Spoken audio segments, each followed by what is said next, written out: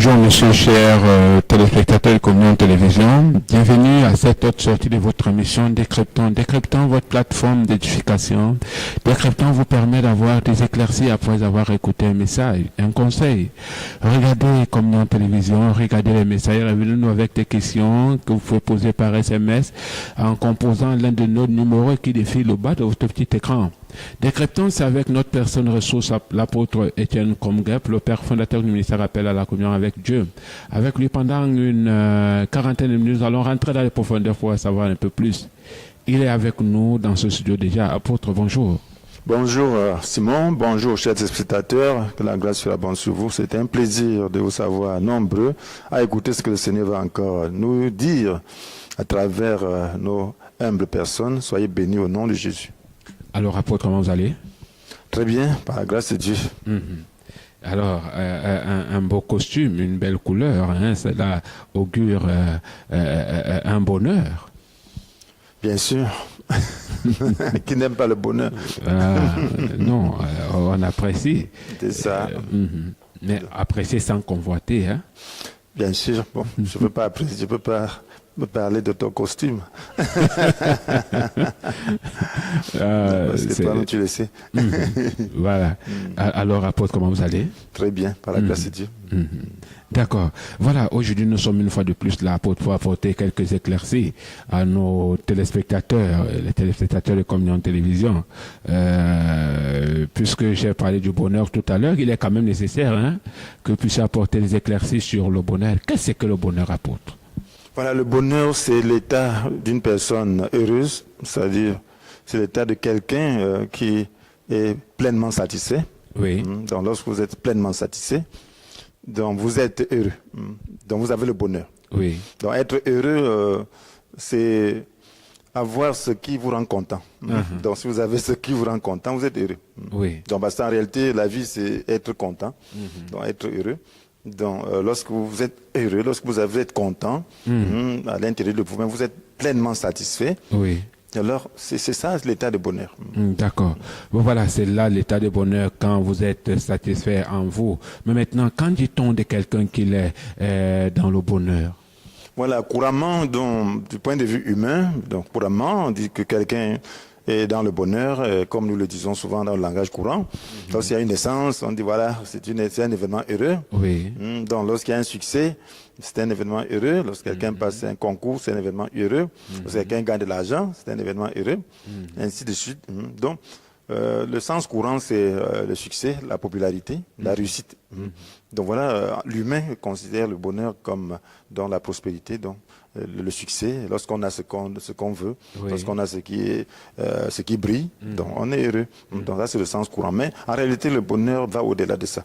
Donc si nous définissons le bonheur comme étant l'état de complète satisfaction, de pleine satisfaction, cela veut dire qu'il faut être satisfait dans le temps aussi. Il faut être satisfait parce que l'homme est un sujet pensant. Oui. Donc ça veut dire qu'il pense au passé, il pense au présent et il pense à l'avenir.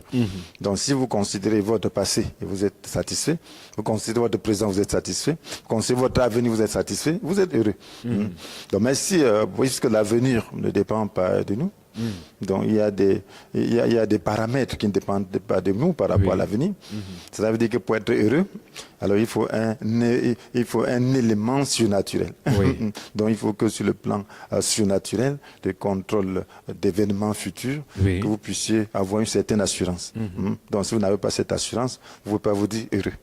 Donc parce que en réalité la satisfaction pourra être de quelques moments, de quelques instants. Vous pouvez être satisfait quelques instants, mais en tant que sujet pensant, nous ne sommes pas des animaux qui ne pensent pas au lendemain. Donc lorsque vous pensez, nous voyons les gens mourir chaque jour. Nous voyons les gens être heureux aujourd'hui et demain, ils sont malheureux. Nous voyons les gens accidentés. Nous voyons les gens, bref, perdre même ce qu'ils avaient. Nous voyons les malheurs qui frappent les humains. Nous voyons les gens mourir tôt et même tard. Et donc, de toutes les façons, un homme naturel sait qu'il a un temps à vivre. Tout le temps qui passe nous amène quelque part. Est-ce que nous sommes heureux en regardant cela? Voilà, autant de questions qu'il faut se poser. Donc, il y a un paramètre qui entre en jeu dans l'avenir pour que nous puissions vraiment parler d'un bonheur complet, bref, d'une satisfaction totale. D'accord. Une satisfaction totale. Mais y a-t-il un bonheur selon Dieu, apôtre? Bien sûr, donc le bonheur selon Dieu, c'est lorsque ce paramètre dont nous parlons du temps, donc, a un sens, trouve sa solution, donc c'est un problème. Donc il faut avoir le bonheur aujourd'hui, demain et pour toujours. Donc c'est avec Dieu que cela est possible. Selon Dieu, lorsque Dieu nous a créés, il nous a montré son état d'esprit. Donc, il est heureux, Dieu est dans un bonheur parfait, dans le temps, dès le commencement et pour toujours. Donc, lorsqu'il a créé pour les gens qui partagent ce bonheur, il a créé l'homme selon son image. Donc, des gens qui peuvent apprécier son bonheur, qui peuvent saisir ce bonheur, qui peuvent jouir de ce bonheur. Donc, lorsqu'il nous a créés, il ne voulait pas qu'on meure. Lorsqu'il nous a créés, il ne voulait pas qu'on puisse être dans la disette. Il avait créé l'homme. Imaginez-vous, aujourd'hui, les gens luttent pour un lopin de terrain, mais l'homme avait toute la terre. Adam et Ève avaient toute la terre. Ils avaient tous les fruits, tout ce que vous pouvez imaginer, tous les animaux, tout ce qu'il y avait, toutes les ressources minières. Dans la faune, la forêt, tout ça, c'était pour eux. Deux personnes. Donc, vous voyez, ça montre l'état d'esprit de Dieu. Dieu était un Dieu d'abondance, même de surabondance. Donc, Dieu a créé l'homme pour qu'il soit heureux, pour toujours. Donc, il n'a pas créé pour qu'il meure. Il a créé pour qu'il vive éternellement, qu'il partage ce bonheur éternellement. Donc, voilà le sens. Donc, selon Dieu, Dieu veut un bonheur durable, qui triomphe des épreuves du temps. D'accord.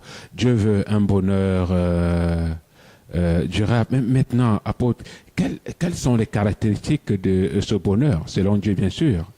Voilà, ce bonheur, selon Dieu, c'est lorsque vous êtes heureux. Donc, vous êtes heureux à l'intérieur. Donc, lorsque vous entrez dans sa pensée, parce que en réalité, Dieu est esprit. Donc, lorsque vous perdez, parce que l'homme n'est pas seulement un être pensant, il est aussi un être spirituel. Donc il est un être naturel, physique, donc psychique et aussi spirituel. Donc Dieu voudrait que alors le spirituel prime sur le physique et le psychique. Donc Dieu voudrait que l'homme soit heureux en lui-même. Donc il est sa nature, dans son esprit, sa pensée par rapport à l'éternité. Donc il entre en communion avec lui. Et puis que son âme soit aussi heureuse, soit en paix, son âme prospère, et que tout son être entier prospère, et tout son environnement. Voilà le bonheur selon Dieu. D'accord. Mais je veux croire que ce bonheur est visible, apôtre, sauf si... Bien sûr, lorsque ça commence, c'est visible. Mais ça ne dépend pas de ce que nous avons. L'apôtre Paul dit que la foi la véritable foi est une source de richesse lorsqu'on sait être content avec ce qu'on a. Donc, être content avec ce qu'on a, ça veut dire être satisfait. Voilà, si vous n'avez pas ce sens de contentement, même le monde entier ne vous rendra pas heureux. Parce qu'en réalité, le bonheur, c'est quoi? Donc, quand quelqu'un possède, c'est qui le rend content. Donc, ce qui rend un autre content peut ne pas rendre certains contents. Donc, vous pouvez avoir votre petite maison, vous êtes content. Vous pouvez avoir une chambre, vous êtes content. Vous pouvez avoir un palais, vous n'êtes pas content de cela. Parce que vous voyez quelqu'un d'autre avoir un palais qui a une autre couleur et vous voulez directement changer la couleur. Vous n'êtes pas content. Alors que vous avez tout un palais. Donc, c'est un état d'esprit d'abord. Donc, un état d'esprit qui vous permet d'être vraiment content avec ce que Dieu vous donne, d'être satisfait. Donc, lorsque vous n'êtes pas content avec quelque chose qui devrait vous rendre content, c'est qu'il y a un problème. C'est que votre état d'esprit est corrompu. Donc, et puis il y a ce qu'on appelle la cupidité, c'est que vous avez le mal en vous. Donc, vous êtes peut-être vous êtes tourné sur vous-même, vous êtes devenu votre propre Dieu. Donc, vous voulez qu'on vous adore. Alors, vous voulez que tout le monde puisse, regarder à vous même. Et puis, bon, en réalité, vous voulez posséder tous tout seul, sans savoir même pourquoi vous voulez le faire. Donc là, vous savez, Benjamin, parce que la Bible dit que celui qui aime l'argent ne s'est pas rassasié par l'argent. Donc lorsque tu aimes quelque chose, lorsque tu aimes un mauvais désir, donc une attitude mauvaise vis-à-vis de ce qui est même nécessaire, alors il y a un problème. Vous ne serez jamais satisfait. Vous n'aurez jamais le bonheur. Voilà, mais y a-t-il une différence, apôtre, entre le bonheur selon Dieu et le bonheur selon les hommes? Bien sûr, le bonheur selon Dieu C'est cet état de satisfaction intérieure. Oui. Donc Dieu voudrait que lorsqu'on nous regardons à notre vie présente, nous soyons satisfaits. Oui. Pour que nous soyons satisfaits, il y a toute cette dimension spirituelle. Il faudra que ce soit Dieu qui vous ait la garantie que Dieu vous approuve et qu'il contrôle vos circonstances. Il contrôle votre vie pour votre bonheur. Bon, si vous êtes là, vous n'êtes pas sûr de vous-même. Vous n'êtes pas sûr, peut-être vous avez des ennemis. Vous dites, hey, à tout moment, quelqu'un peut me tuer. Oui. Vous ne serez pas heureux. Mais lorsque vous savez que votre vie a été donnée à Dieu, si votre vie est donnée à Dieu, et vous savez que c'est Dieu qui est le seul maître de votre vie, vous avez devoir dormir tranquille. D'accord. Vous êtes heureux. Mais c'est vrai que les hommes, ils disent que non, de toute façon, moi, je suis dans le bonheur, je n'ai plus rien à foutre avec ci ou ça. Hein, et ils considèrent que leur bonheur est un peu plus important. Bon, leur bonheur ponctuel, leur bonheur de l'instant. Donc, il y a ça aveugle. On peut, vous voyez, beaucoup de gens sont surpris. Il y a des gens qui ont un bonheur de l'instant, pour l'instant. Oui. Après, ils sont surpris du malheur qui leur arrive. Bon, ils ont bien, chaque homme a beau dire cela, parce qu'il est aveuglé, mais lorsqu'il arrive à la fin de sa vie, lorsqu'il sait qu'il est en train de quitter la vie, le monde, quelle est sa réaction? Vous avez vu quelqu'un qui s'en fout pendant qu'il est en train, à moins qu'il soit drogué. Oui. Donc, on fait face à la réalité. On fait face à la réalité. Donc, on se rend compte que tout cela n'était pas vraiment un véritable bonheur. Oui. Parce que pour que ce soit un véritable bonheur, il faut qu'on soit satisfait pour toujours. Parce que lorsqu'on regarde le bilan de sa vie, et on n'a pas préparé là où on va, on n'est pas sûr, on n'a pas fait des amis avec l'au-delà, parce qu'en réalité, il y a une vie visible et une vie invisible. Oui. Donc, dans l'invisible, tu n'as rien préparé. Et tu es en train d'aller dans l'invisible. C'est comme quelqu'un qui recommence. C'est comme quelqu'un qui est né tout pauvre, sans parents, sans rien. Oui. Qu'est-ce qu'il attend? C'est le malheur. D'accord. C'est le malheur. Voilà. Maintenant, qui peut vivre donc dans le bonheur selon Dieu? Est-ce qu'il y a des personnes qualifiées à vivre dans le bonheur selon Dieu? Tout le monde peut le faire, sinon Dieu ne serait pas juste. Ah bon? Oui, sinon il ne serait pas juste. Dieu n'a créé personne pour le malheur. Oui. Mais c'est chacun qui fait le choix. Dieu a donné à l'homme la capacité, la possibilité de choisir, de libre arbitre. Donc l'homme est souverain par rapport à sa destinée, par rapport à son bonheur. Donc je peux dire que chacun est responsable de son bonheur. Parce que ton bonheur ne dépend pas de l'autre. Oui. Aujourd'hui on crie. Bon, il est vrai, les temps sont difficiles. On peut crier contre le gouvernement, crier contre ci et ça, crier, mais c'est chacun qui détermine son bonheur. Oui. Parce qu'en réalité, notre attitude, c'est ça qui fait notre bonheur. Oui. Donc, parce que Dieu nous a donné les mêmes chances. La parole de Dieu est la source du bonheur. Oui. Jésus a dit à la femme, une femme qui est dans la foule, a apprécié sa mère, dit qu'elle est heureuse, la femme qui t'a mise au monde et qui t'a allaité. Donc, voilà le bonheur selon l'homme. Dit que, oh, cet homme qui est puissant, qui est si grand, il est acclamé. Oh, j'aurais bien voulu être à la place de sa mère. Oui. Mais qu'est-ce que Jésus a dit? Il dit que heureux plutôt ceux qui écoutent la parole de Dieu et qui y obéissent. Heureux. Elle était là, elle écoutait la parole de Dieu. Jésus était en train d'enseigner. Elle ne se sentait pas heureuse. Elle dit plutôt que c'est l'autre qui est heureux. Alors qu'elle avait le bonheur à sa portée. Mais est-ce que cette appréciation de la femme est à balayer du revers de la main? Pas du tout, mais elle avait la même occasion. Oui. Jésus était Dieu. Il était en train de donner la parole de Dieu, il enseignait. Mais elle ne prend pas la leçon. Le bonheur que Jésus est en train de lui donner, elle ne reçoit pas. Mais elle est en train d'apprécier le bonheur de quelqu'un d'autre. Mais elle ne comprend pas le processus, le principe de son bonheur. Elle pense simplement parce que Marie a mis au monde Jésus qu'elle est heureuse. Non. Non, Marie n'est pas heureuse simplement parce qu'elle a mis au monde Jésus, mais elle a été heureuse simplement parce qu'elle a obéi à la parole de Dieu qui lui était adressée, comme elle était aussi en train d'être adressée à cette femme. Donc, elle n'a pas saisi l'occasion, elle ne comprenait pas que c'était aussi son occasion de bonheur. Oui. Jésus dit que tu n'es pas différent de celle qui m'a mise au monde. Donc, tu peux être aussi heureuse. En fait, peut-être s'il faut pousser la réflexion très loin, cette femme voulait que, en fait, elle se sentait dans la chair, disant non, si moi j'ai un fils comme celui-là, Voilà, le bonheur selon NAV n'était pas nouveau, bien que juive, évidemment, probablement. Donc, voilà, elle avait la perception naturelle du bonheur. Oui. C'est ce que nous disons. Si j'étais fils du président, fils de ministre, ou si j'étais ministre, si j'étais ceci, je serais heureux. Oui. Si j'avais réussi à tel concours, je serais heureux. Si j'avais des parents, si ou ça, je serais heureux. Mais Dieu te dit, c'est même pas ça qui te rendrait heureux. Il y en a qui sont dans ces situations qui ne sont pas heureux. Oui. Il y a des fils de hautes personnalités qui ne sont pas heureux. Il y a des hautes personnalités qui ne sont pas heureuses. Donc, ça veut dire que simplement, ton bonheur ne dépend pas de ta position. Oui. Ton bonheur dépend de ton attitude face au don que Dieu t'a donné. Quel don Dieu t'a-t-il donné? Donc, si tu sais Dieu dans ce don, tu lui obéis, tu seras heureux. Mais est-ce qu'il y a un temps précis pour ce bonheur? Un temps précis, ou bien à quel moment est-il possible de vivre dans ce bonheur? Parce que vous avez dit qu'à tout le monde, est-ce que tout le monde peut bénéficier de ce bonheur à tout moment et à toute heure? Bien sûr, il faut seulement se décider à écouter Dieu. Oui. Parce que pour que Dieu te parle, il faut des conditions. Il faut que tu sois prêt à faire sa volonté. Donc, lorsqu'on est prêt à faire la volonté de Dieu, alors cela veut dire qu'on est près du bonheur. En ce temps-là, Dieu se révèle à soi. Donc, il y a des gens à qui Dieu parle. Donc, il lit seulement sa Bible. Il dit, et Dieu lui parle. Aujourd'hui, il y a les moyens de communication donc, de masse au niveau mondial.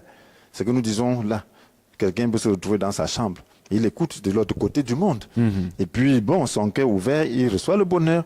Voilà ce qui se passe. Il y a beaucoup d'autres personnes qui parlent. Il y a des hommes de Dieu qui parlent. Par-ci, par-là, dans le monde. Donc, à travers eux, Dieu parle. À travers la parole de Dieu qui est répandue partout aujourd'hui, Dieu parle. Mais c'est lorsque l'homme se décide à obéir à cette parole que cette parole devient révélation en cette personne. Et puis la personne connaît le véritable bonheur. Vous voyez, la joie, Jésus était très content de voir que la révélation était donnée aux simples personnes. Dieu a dit, oh Père, qu'il est content de ce que Dieu a caché ces choses aux grands, au sein de ce monde, et qu'il a révélé aux simples personnes.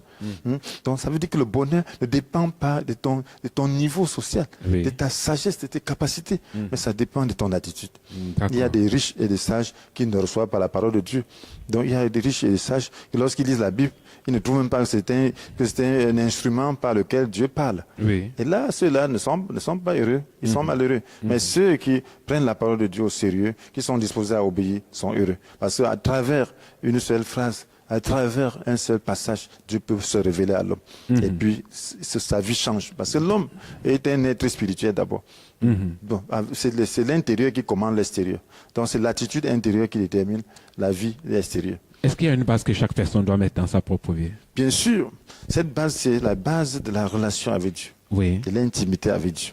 Parce que sans cette relation, l'homme est malheureux. Parce que le bonheur se trouve en Dieu. Et ce bonheur ne se tire que de Dieu. C'est comme vous n'avez pas de canaux de communication entre votre maison et la source de distribution d'eau. Donc vous n'aurez pas d'eau chez vous. C'est vrai. Donc voilà, c'est la même chose. Donc, lorsque vous n'avez pas de contact, de communication avec le ciel, avec la source de vie, qui est Dieu, à travers Jésus-Christ, vous n'aurez pas le bonheur. Quel que soit vos avoirs, quelle que soit votre position, quel que soit ce que vous pouvez faire, vous ne serez pas heureux. Parce que à tout moment, en réalité, l'homme est seul. En réalité. Quels que soient les amis que tu peux avoir, après, tu ne dors pas avec eux. Et dans ton secret, là, tu n'es pas avec eux. Donc, il y a des problèmes dans ton être intérieur. Des problèmes liés à ton existence. Des problèmes liés à ta fin. Des problèmes, c'est-à-dire à la finalité de ta vie. Des problèmes liés à ta famille. Des problèmes liés à la société dans laquelle tu te trouves. Et que seul, toi, tu connais. Donc maintenant, si Dieu n'est pas au fond de ton cœur, si tu n'es pas lié à Dieu, alors tu n'auras pas le bonheur. Parce que c'est Dieu seul qui est la source, qui est la solution à tous ces problèmes. D'accord. C'est Dieu qui est la source, la solution à tous ces problèmes. Bon, voilà. Vous aviez fait allusion tout à l'heure à la révélation. Qu'est-ce que la révélation apporte?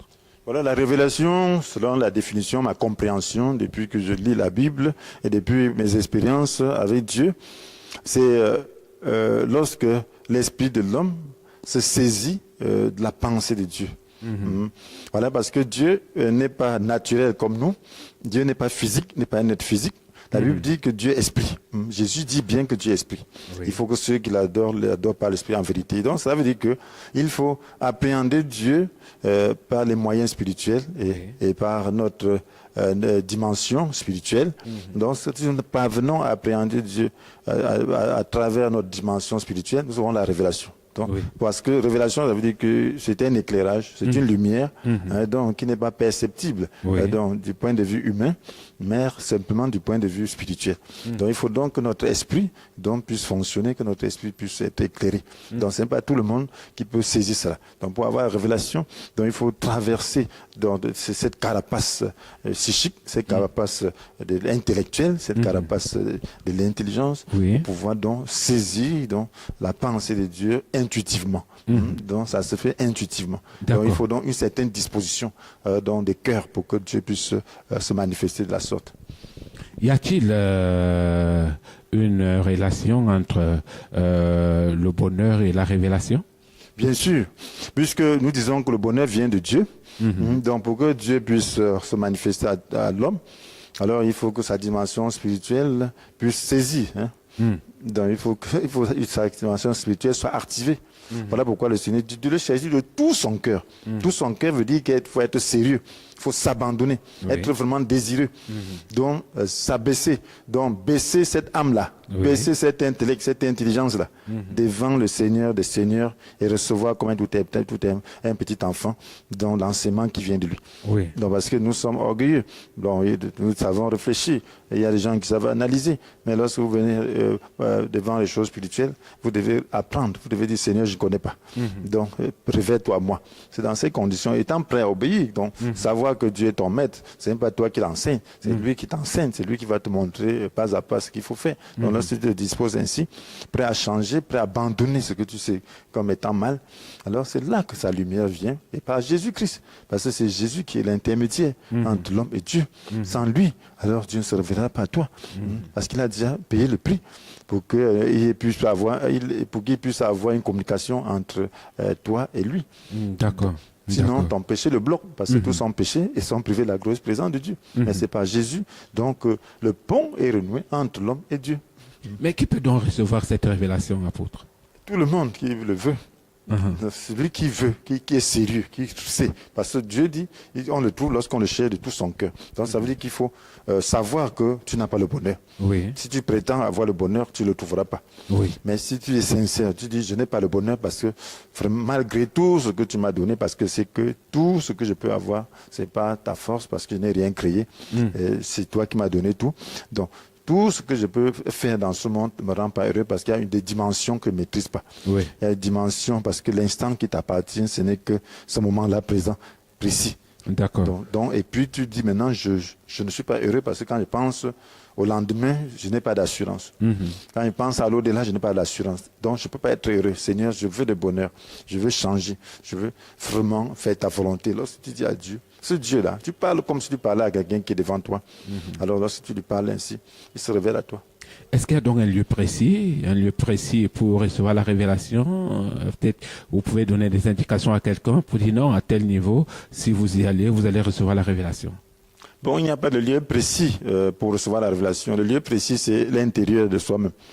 Donc partout où vous vous trouvez, pourvu que vous puissiez vous concentrer, pour que vous ne pas être distrait. Même si c'est en public, si vous êtes décidé, désireux, alors vous pouvez vraiment vous concentrer. Mais bon, il est vrai qu'il ne faut pas se faire distraire. Donc, le lieu secret, parce que Jésus dit que lorsque tu pries, que tu te retires. Donc, si tu peux te retirer dans ta chambre tout seul, ce sera encore mieux, parce que tu ne seras pas distrait par tout ce qui se passe, par tout ce que tu entends. Donc, voilà, donc ce que je peux dire qu'il n'y a pas de lieu, mais il y a une priorité. La priorité, si on veut être sérieux, si on veut vraiment durer, être concentré, alors c'est bien de se retirer et de prier vraiment ce Dieu qui est omniprésent, donc qui voit partout et qui voit surtout dans le secret, ça veut dire dans ton intimité. D'accord. C'est Dieu qui voit partout et même dans ton intimité. Mais on peut quand même trouver les sources apôtres. Quelles sont les sources d'une révélation? Est-ce qu'il y a des sources pour avoir une révélation? Bon, la source, c'est la parole de Dieu. Dieu a choisi des gens à qui il a donné la mission de transmettre sa parole aux autres. Donc, au temps du Seigneur Jésus, il y avait les pharisiens, il y avait les spécialistes de la loi. Les prêtres étaient chargés donc de transmettre cette parole aux autres. Aujourd'hui, il y a beaucoup de gens que Dieu a choisis pour pouvoir éclairer les autres. Donc, ils ont fait beaucoup d'études par leur ancienneté, par leur étude. Et donc, ils ont beaucoup de révélations qui permettent de transmettre donc, la parole de Dieu avec une certaine cohérence. Donc, ce qui fait qu'il faut donc écouter ce qu'on dit, ce qu'on prêche. Donc, et puis, ouvrir son cœur. Savoir que c'est la parole de Dieu. Reconnaître la parole de Dieu. Ça vous demandez le discernement à Dieu. Dites Dieu, c'est ta voix que je veux entendre. Je ne veux pas entendre la voix d'un homme. Je ne peux pas entendre la voix d'un autre esprit. C'est ça, ta voix. Si tu le dis, Dieu te donnera le discernement. Tu sauras quelle est la voix de Dieu. Et lorsque tu lis la Bible, donc, lorsque tu liras la Bible, il y aura une confirmation. Voilà pourquoi il faut lire soi-même la Bible. Donc, pour un débutant, c'est bien de commencer par le Nouveau Testament.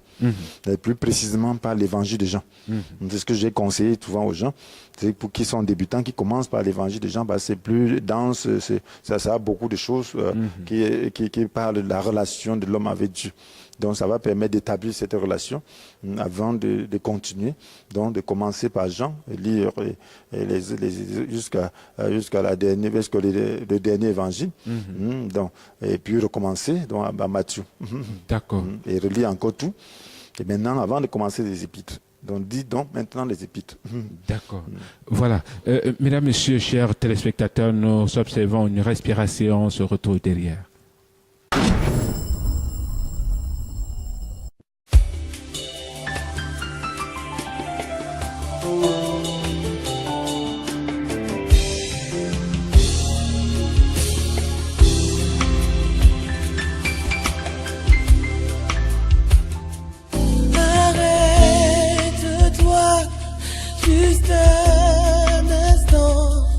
Me promener des regards inquiets. Non, ne sois pas impressionné par les épreuves de ta vie, car au milieu de l'adversité, ton Dieu veut révéler sa gloire. Commence déjà à le glorifier, car Jésus a tout accompli. Ton Dieu est le Dieu de l'impossible. En lui tu trouveras le repos. À ses pieds, dépose tes fardeaux. Mon frère, ma soeur, fais-lui confiance, abandonne-toi entre ses mains. Dieu de l'impossible, qui sache qu'en lui tu trouveras le repos. À ses pieds, tes fardeaux. Et comme un aigle, tu te sentiras libre.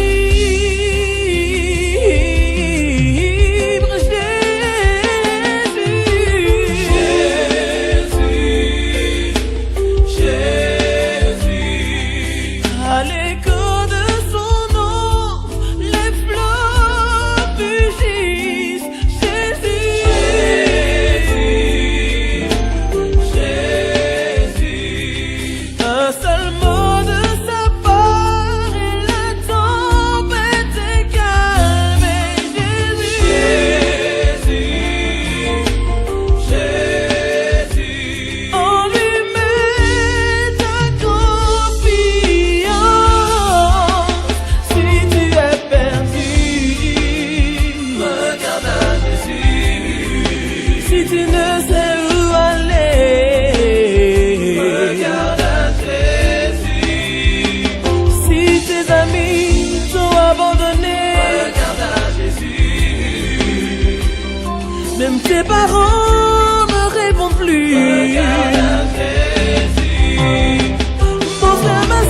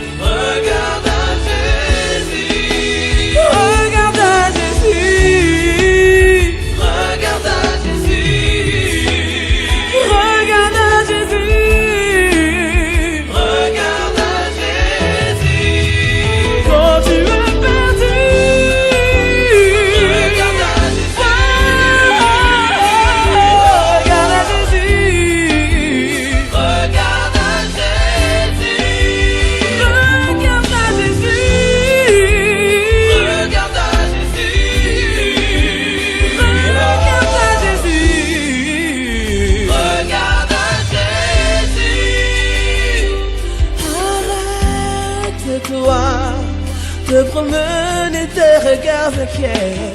Fais-lui confiance, oh, regarde à Jésus.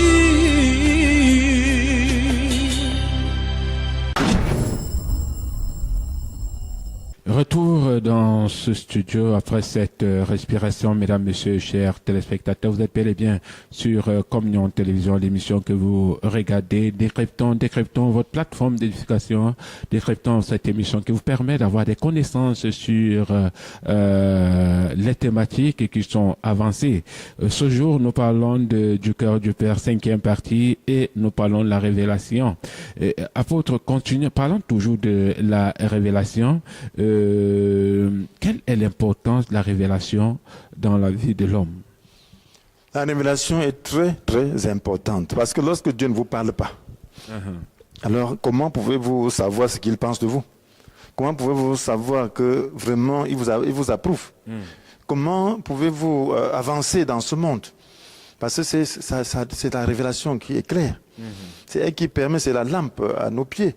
Sa révélation nous permet d'avancer dans ce monde. Oui. Parce qu'en réalité, le monde, nous sommes de passage.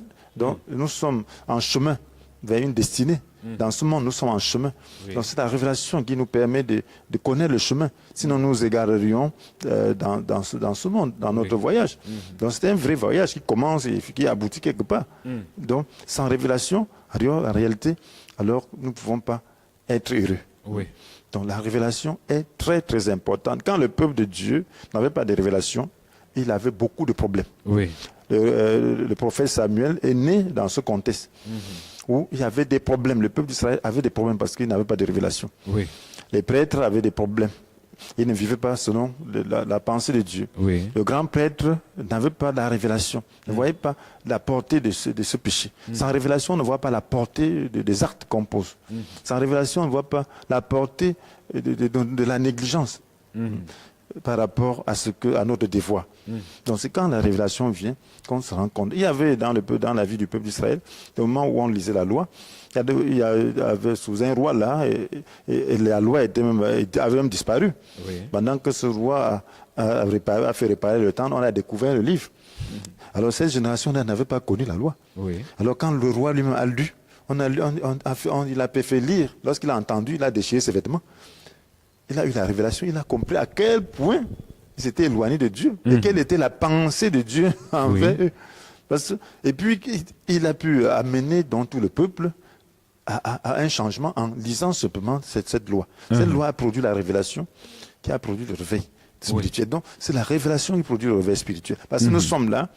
Bon, Dieu est tellement bon, lorsqu'on regarde la nature, on voit la beauté de cette nature, on voit les bonnes choses qu'il nous donne, on voit la joie qu'il met dans notre vie. Et puis on se dit, c'est un Dieu bonbon. Donc, alors, quel que soit ce qu'on fait, il est d'accord avec nous. Mais lorsque on entre dans sa pensée, lorsqu'on lit la Bible, et on voit, on a la révélation au sujet de sa justice, au sujet de ses actions, de ses attitudes face à certaines choses, alors il y a de quoi pleurer, il y a de quoi chercher le changement qui seul vient de lui, chercher à l'apaiser. On me dit que ta colère est déjà là, parce que c'est dans la révélation qu'on sait que la colère est là. Voilà, par exemple, un pays comme le nôtre. C'est quand cette colère se manifeste qu'on sait qu'il était en colère. Mais on ne devrait pas attendre que ça se manifeste, que sa colère commence à se manifester pour savoir qu'il est en colère. La révélation devait nous permettre de savoir que ces attitudes-là, ces actes qui sont en train d'être commis là, appellent la colère de Dieu sur la nation, sur nous. Et à partir de ce moment, on devait donc se repentir, pleurer. Mais sans révélation, on pense que tout se va bien. Parce qu'à ce moment-là, Dieu n'a pas encore commencé à faire agir sa colère. Donc maintenant, quand il fait agir sa colère, on voit plutôt sa colère et puis on ne comprend même pas pourquoi. On commence à prier en désordre, on ne sait même pas quel est le problème. La première chose, c'est se repentir. La première chose, c'est comprendre à quel degré Dieu est fâché. La première chose, c'est que ceux-là qui le connaissent sachent qu'ils ont été comme les fils d'Élie. Et que les grands sachent qu'ils étaient comme Élie lui-même. Qui n'a pas suffisamment parlé, qui était aussi aveugle. Donc il faut qu'on reconnaisse notre aveuglement. D'accord. Donc, parce que lorsque nous arrivons déjà à ce niveau, ça veut dire que la colère de Dieu est déjà en marche. Mais y a-t-il une différence entre révélation et intelligence, apôtre? Bien sûr, il est vrai que l'homme réfléchit avant de poser des actes. Mais son intelligence lui permet de savoir intuitivement ce qui s'est passé à l'intérieur. Donc la révélation se fait au niveau de l'esprit. Oui. Donc l'esprit a aussi une intelligence. Donc maintenant, l'intelligence naturelle ne saisit pas facilement les choses de l'esprit. Oui. L'homme naturel ne saisit pas. Donc maintenant, la révélation se fait au niveau de l'esprit. Oui. Donc c'est maintenant quand l'esprit a été illuminé par la lumière de Dieu que l'intelligence peut comprendre maintenant ce que l'esprit a dit. Oui. Et c'est à travers le canal de l'intelligence que l'esprit, que cette révélation peut être transmise. Oui. Mais au premier degré, ce n'est pas l'intelligence humaine. D'accord. Donc c'est l'esprit de l'homme. Voilà. Mais maintenant, est-ce que l'intelligence peut intervenir dans la révélation? Bien sûr, l'intelligence doit être, parce qu'on analyse quand Dieu parle. Oui. Alors, quand il y a eu l'intuition, parce que Dieu parle par intuition, tu lis un passage biblique, tu sens qu'il y a un apport, l'esprit est en train de parler. C'est pas toi, c'est comme un message. C'est comme un courant de pensée qui vient en toi-même. Et puis tu saisis. Oui. Donc maintenant, l'intelligence se rend compte qu'il y a une pensée intérieure. Qui ne vient pas de lui-même, de l'homme, de lui-même. Donc, mais qui est lié à la parole de Dieu. Donc maintenant, quelle est la parole de Dieu là? Lorsque l'intelligence médite, analyse, elle se rend compte que c'est la parole de Dieu. Donc tout ça est fait, l'homme est fait pour mettre son intelligence au service de l'esprit, au service de Dieu. Oui. Donc l'intelligence doit être au service de l'esprit et non le contraire. D'accord, d'accord. Mais quelle doit être l'attitude de celui qui reçoit la révélation? Son attitude doit être l'attitude d'humilité. Donc, pour recevoir la révélation, il faut être humble. Il faut savoir donc que c'est la parole de Dieu qui t'est adressée. Et donc maintenant, c'est une attitude, c'est de t'assurer que c'est la parole de Dieu. Avec des analyses, avec la confirmation de ton cœur. Donc, avec la compréhension que tu as. Parce que quand Dieu dit ça, il te donne d'autres paroles. Il te donne donc, il met ton intelligence en action pour que tu comprennes mieux ce qu'il est en train de dire.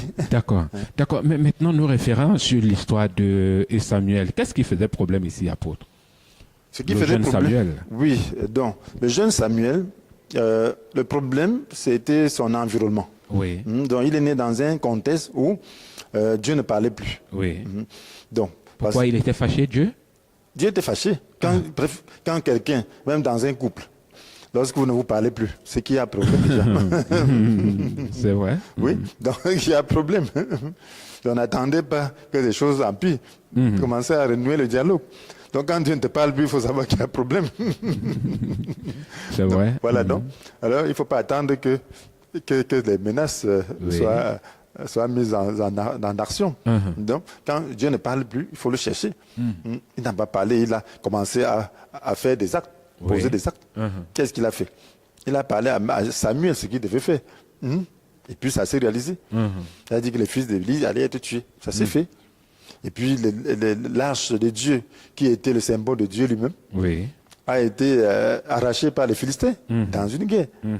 Donc ils ont pris l'arche comme c'était un rituel, parce qu'ils ne sont plus en communication avec Dieu, ils pensent que c'était juste un rituel, comme c'était la magie.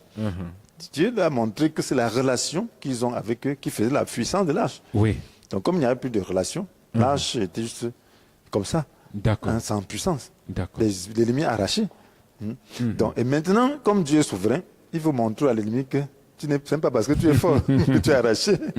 Donc cette tâche là-bas a commencé à humilier les dieux des Philistins. Donc ils ont mis ça à côté de Dagon, leur dieu, pour dire que notre Dieu est plus fort que Dieu. A dit bon, voyons.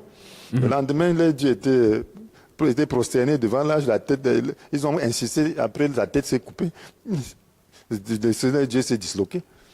Ils ont insisté que ça a commencé, ça a commencé à les frapper des plaies, des maladies graves. Ils ont compris que non. L'histoire, c'est pas notre portion.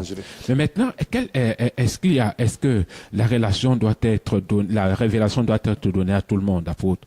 Est-ce que c'est tout le monde? Il y a un niveau de révélation. Oui. Donc, regardons au temps de Samuel. C'était le prophète de Dieu. C'est lui qui était chargé d'instruire le peuple. Oui. Il y a des choses qui sont au niveau du peuple. Oui. Mais il y a des choses qui sont au niveau de l'individu. Ça n'empêchait pas que les individus aient leur révélation avec Dieu. Oui. C'est même pas que tout le peuple était tellement dévoyé qu'une personne n'avait de relation personnelle avec Dieu. Oui. Mais au niveau du peuple, Dieu se charge, il a des porte-paroles.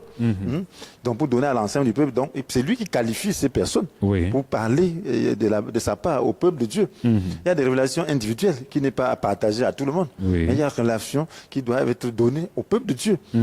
Donc, c'est Samuel donc, qui était ce porte-parole. Oui. Dieu lui parlait. Dieu quand le peuple était préparé donc, à recevoir donc, son Dieu, à renouer la relation avec Dieu, ils sont venus vers Samuel. Dieu a dit, bon, si c'est de tout votre cœur, alors changez.